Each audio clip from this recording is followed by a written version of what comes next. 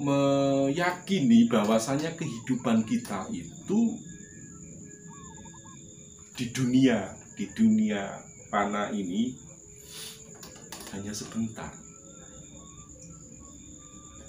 Sedangkan yang paling lama adalah kehidupan yang di sana.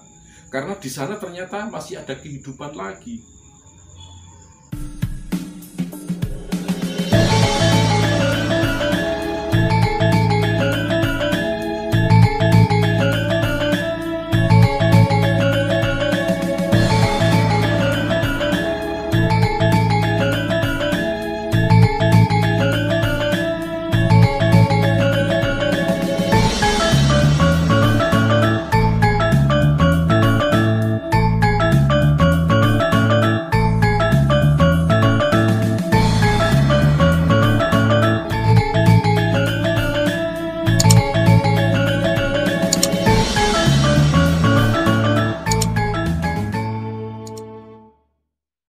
Assalamualaikum warahmatullahi wabarakatuh. Rahayu, rahayu, rahayu sagung dumadi si Romo, sobat Romo Edi Ronggo yang berbahagia dan selalu dirahmati Allah. Semoga panjenengan yang di sana selalu berbahagia, ditambah rezekinya. Baiklah, pada kesempatan hari ini masih tentang kematian.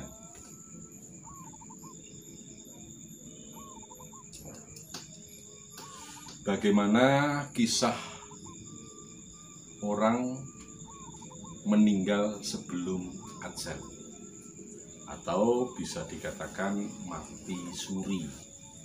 Banyak cerita tentang mati suri, namun semoga ini juga bisa dijadikan bahan rujukan. Namun sebelum saya melanjutkan apa yang jadi uraian saya, jangan lupa tekan tombol subscribe, share, dan komen. Baiklah saudaraku yang senantiasa dirahmati Allah. Kehidupan, kelahiran, serta kematian silih berganti.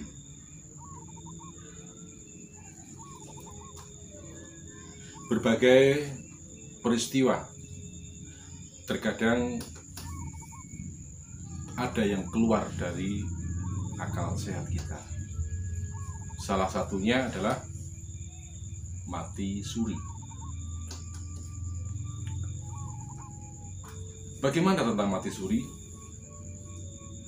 Saya pernah bertanya pada seseorang yang sudah saya anggap sebagai bini sepuh, bahwasanya mati suri itu adalah berkah. Tidak semua orang bisa mengalami mati suri, kecuali mereka yang terkena musibah kecelakaan, tidak sadar berhari-hari. Nah, jadi ini juga sama dengan mati suri. Cerita di balik mati suri, jika kita menyimak tokoh wayang, Seno yang berguru pada Begawan Durna, di mana Sang Sena dalam mencari kayugung susuing angin ini dengan Begawan Durna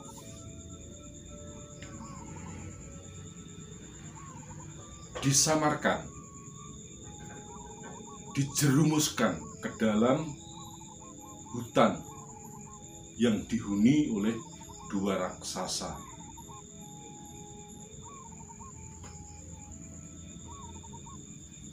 Dan dua raksasa ini kemudian bisa dikalahkan, yang bernama Rahmuko dan Rohmuko. Tak lain adalah penjelmaan Betara, Bayu, dan Indra. Jika dalam manusia adalah saudara kita sendiri sebenarnya. Angin dan air.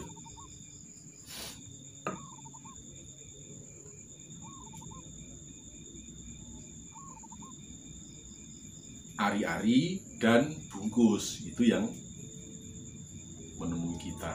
Roh Muko, Rah Muko berperang melawan Bima hingga akhirnya menang. Lantas kemudian ditunjukkan arah menuju ke Samudra Minangkalbu. Dan di sana Sang Bimasena dengan gagah beraninya terjun ke dalam samudra.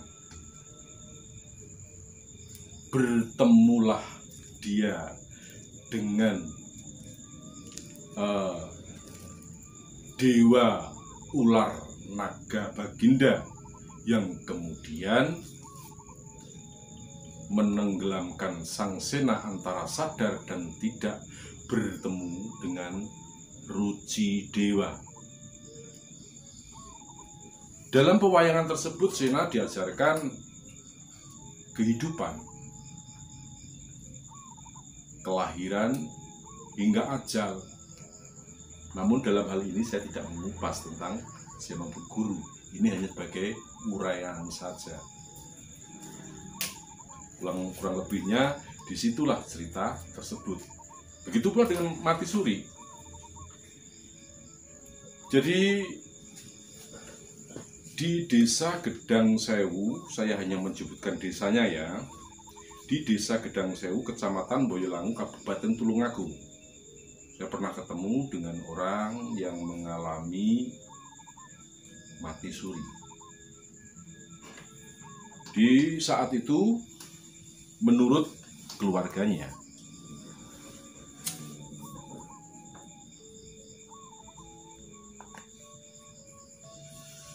orang ini biasa saja sebagai pekerja kantoran, namun tiba-tiba terkena sakit panas yang luar biasa.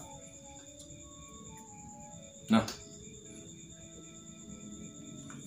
mengingat pada masa itu masih kurangnya tenaga medis, lebih banyak tenaga spiritual atau supranaturalnya.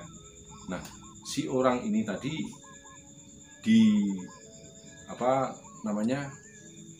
dirawat sesuai dengan keyakinan dan kepercayaan. Namun tak selang berapa lama orang tadi meninggal. Meninggal tentu saja seperti adat orang Jawa, jika ada orang meninggal, tetangga, handai taulan berbelasungkawa, memberikan penghormatan kepada almarhum. Berbagai persiapan, mulai dari kain kafan,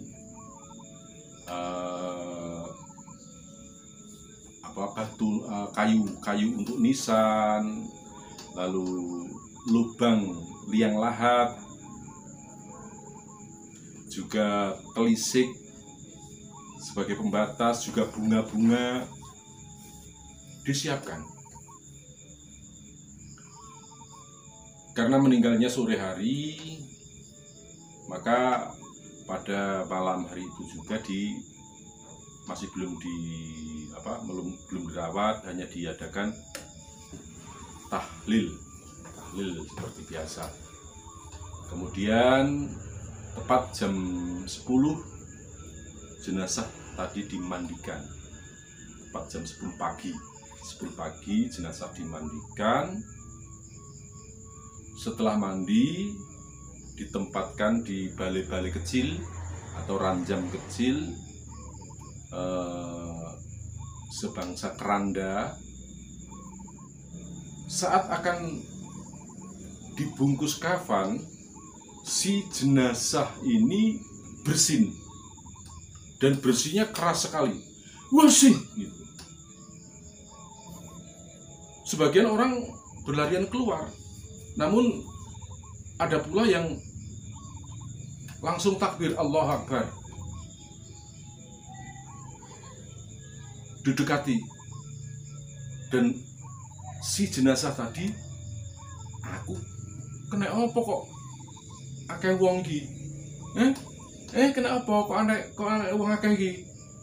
Kenapa kok banyak orang, kok ada orang banyak? Kenapa kok ada orang banyak? Begitu si orang tersebut berseru. Anaknya, istrinya mau menangis, dirangkuli.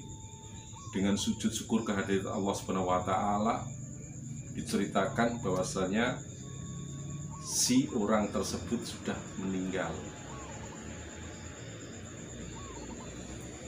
Tentu saja pengalaman yang langka ini menjadi bahan pertanyaan, berita menyebar dari mulut ke mulut, sehingga rumah ini mungkin malah melebihi orang yang berbelasungkawa, karena berita ini menyebar sampai ke lain kecamatan. Mereka datang untuk menyaksikan kesehatan, keberadaan sang almarhum tersebut yang mendapatkan rahmat hidayah dari Allah sehingga menjadi hidup kembali, mati hidup kembali. Ada beberapa yang bertanya,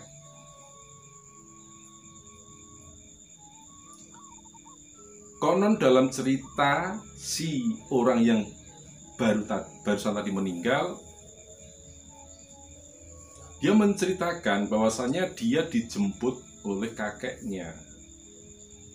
Diajak jalan menuju suatu tanah lapang,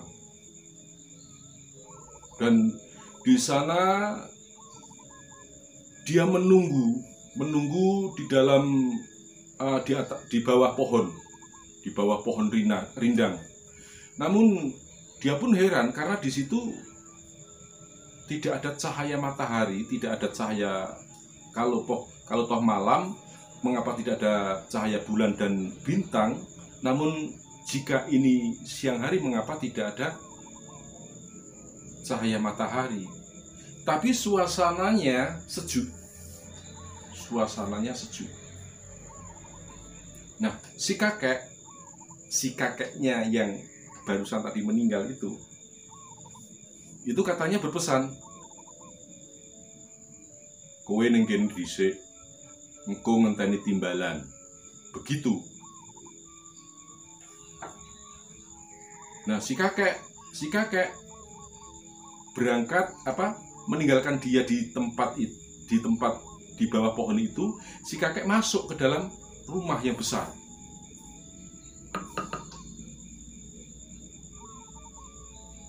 Dia sendirian, tidak ada siapa-siapa. Ada orang lalu lalang tidak memperhatikan dia. Dia mau ke tempat kakeknya, takut bagaimana. Terus lama-kelamaan orang tersebut memberanikan diri untuk mencoba untuk masuk ke dalam rumah yang besar itu.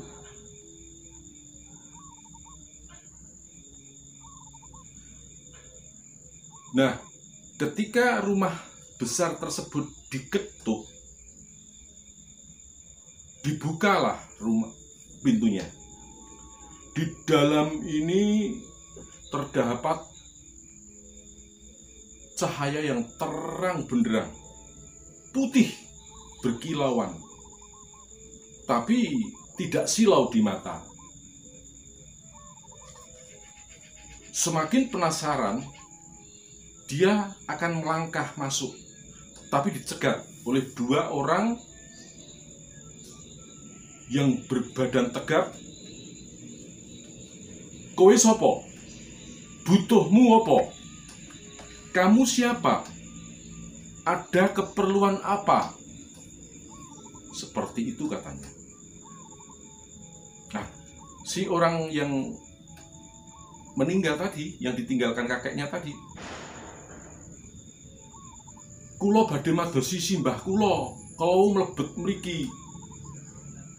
Saya akan mencari kakek saya yang tadi masuk ke sini." "Ora kena, kowe kudu bali, durung wayahe." Begitu, dengan dibentak, "Ora kena, kowe kudu bali, durung wayahe." Ini tiba-tiba karena bentakan itu, si orang yang meninggal tadi tiba-tiba terlontar keluar begitu, kaget gitu, kaget, dan dia tahu tiba-tiba sudah ada orang banyak di rumahnya menangis dan berpakaian seperti itu. Jadi ketika orang besar dua tadi, "Kamu harus kembali, belum waktunya," gitu. Itu dia langsung terpental ke belakang, dan kemudian tahu-tahu dia sudah ada di dalam kerumunan orang banyak tersebut. Dari cerita di atas tadi kita bisa meyakini bahwasanya kehidupan kita itu di dunia fana ini hanya sebentar. Sedangkan yang paling lama adalah kehidupan yang di sana, karena di sana ternyata masih ada kehidupan lagi.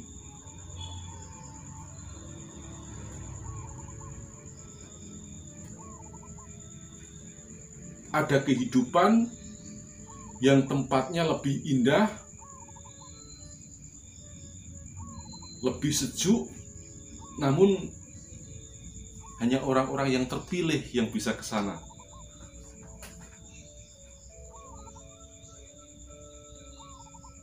Artinya orang yang sudah dipilih yang baru bisa ke sana. Kembali dengan kisah mati suri tadi. Jadi orang tadi akhirnya kan mati yang sudah hidup kembali dan bercerita seperti itu. Nah, anehnya setelah dia bercerita seperti itu, tiba-tiba telinganya berdengung. Telinganya berdengung dan mempunyai penyakit hilang pendengaran. Jadi kalau diajak ngomong harus menulis, berbicara jelas. Tapi ada hal yang di luar logika. Pada masa hidupnya orang yang saya ceritakan tadi adalah biasa-biasa saja pada umumnya.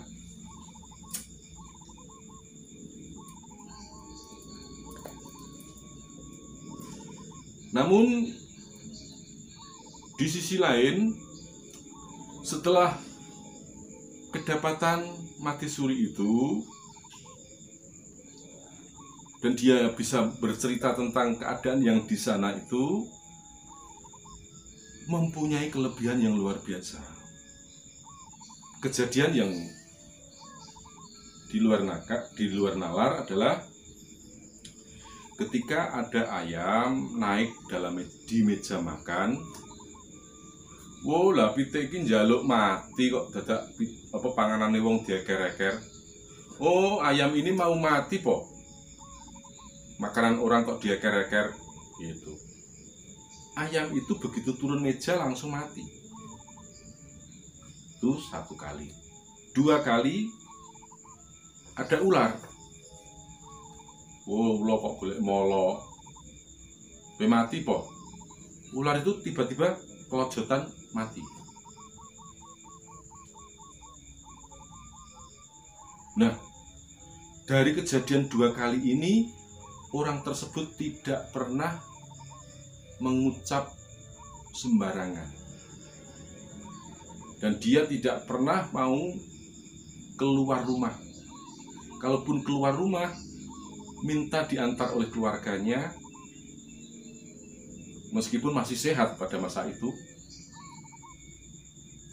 minta diantarkan oleh keluarganya, dan orang tersebut mempunyai kelebihan untuk memberikan pertolongan kepada sesama. Jika ada orang sakit, dia pegang begitu, keluarganya dipanggil. Sepurane yo, aku orang disi kerso. Anakmu iki wis wayahe, dadi kowe sing ikhlas. Maaf ya, saya tidak mendahului sabda ilahi, tapi anakmu ini memang sudah waktunya untuk dipanggil. Kamu yang ikhlas. Wah, siapa ketika mendengarkan kalimat seperti itu? Anaknya dikatakan masih meskipun sakit kan mintanya sembuh, tapi si orang tadi mengucapkan seperti itu kan dia takut, otomatis tangis yang ada. Dan apa yang diucapkan betul. Tidak lama kemudian anaknya pun meninggal. Pernah pada masa itu masih musim sepeda ontel. Ada sepeda itu hilang. Seperti tadi saya katakan, yang saya ceritakan ini rumahnya Boyolangu, Gedang Sewu, Kecamatan Boyolangu, kabupatennya di Tulungagung. Desanya Gedang Sewu, kecamatannya Boyolangu, kabupatennya Tulungagung. Namun saya tidak menyebutkan namanya, ya, karena ini privasi. Saya khawatir keluarganya nanti tidak rela dan lain sebagainya.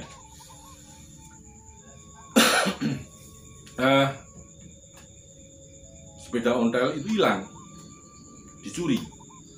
Nah, yang punya sepeda datang ke orang tersebut. Tolong mbah, niki sepeda kula ical, sepeda nembe anyar kangge sekolah bocah. Tolong mbah, sepeda saya hilang. Ini sepeda baru saya beli, mau beli saya juga jual kambing, kok hilang. Nah, orang tadi ngomong, sepeda iki isik ning omahe wonge, titiken omahe wonge ning desa kono. Omahe madhep rene. Rumahnya di desa sana. Rumahnya ciri-cirinya lima seperti ini. Kamu datang ke sana, tapi jangan sendirian. Betul.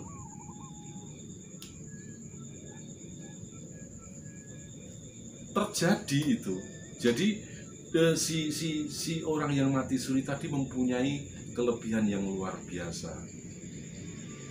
Saya bisa bercerita tentang mati suri ini dengan jelas karena kebetulan orang tersebut bersebelahan dengan rumah saya yang berada di Tulungagung sana.